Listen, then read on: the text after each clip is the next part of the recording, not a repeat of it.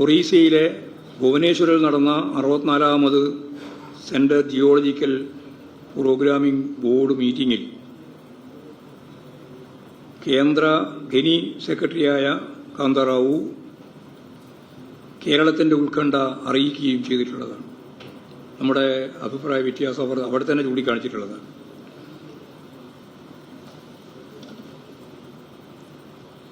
ഇതിൻ്റെ അടിസ്ഥാനത്തിലാണ് ഇന്നത്തെ പത്രം നിങ്ങൾ ചൂണ്ടിക്കാണിച്ചതുപോലെ കേന്ദ്ര ഗവൺമെൻറ് പാരിസ്ഥിതിക പ്രശ്നങ്ങളെ സംബന്ധിച്ചുള്ള കൃത്യമായ വിവരം ശേഖരിക്കാൻ വേണ്ടി തീരുമാനിക്കുന്നത്.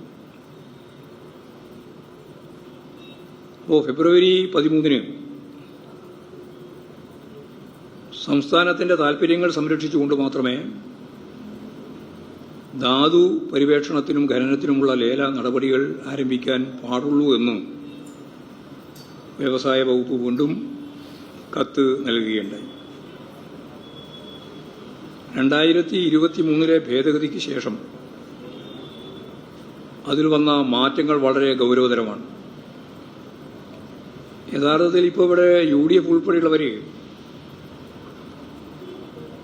എന്തോ ഇതിനെതിരായി ശക്തിയായിട്ട് മുന്നോട്ടേക്ക് വരികയാണ് എന്നുള്ളൊരു പ്രതീതി ജനിപ്പിക്കാനാണ് ശ്രമിക്കുന്നത്.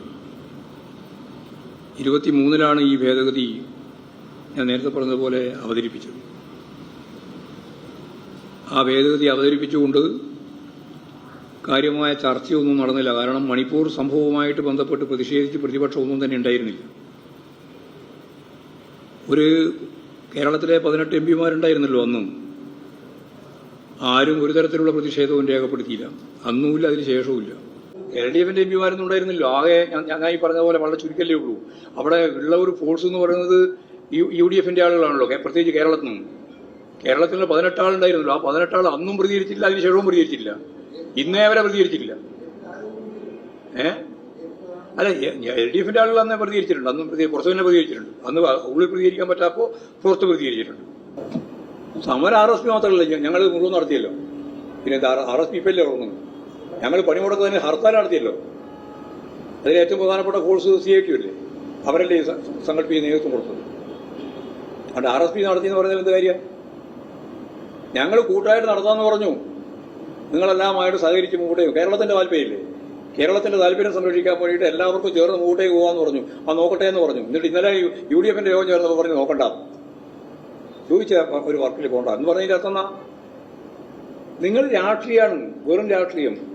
UDFന് കേരളത്തിന്റെ താല്പര്യമില്ല. അത് വികസന പ്രവർത്തനം ഉൾപ്പെടെയുള്ള ഒന്നിന്റെ മേലെ നിങ്ങൾക്ക് ആ നിലപാട് സ്വീകരിക്കാനാവുന്നില്ല. അത്രയേ ഉള്ളൂ കാര്യം. അതുപോലെ ഒരു ഭാഗത്ത് RSP നടക്കുന്നു, വേറൊരു ഭാഗത്ത് ലീഗ് നടക്കുന്നു, വേറൊരു ഭാഗത്ത് കോൺഗ്രസ് നടക്കുന്നു, എല്ലാവരും അങ്ങോട്ടും ഇങ്ങോട്ടും നടക്കുന്നു.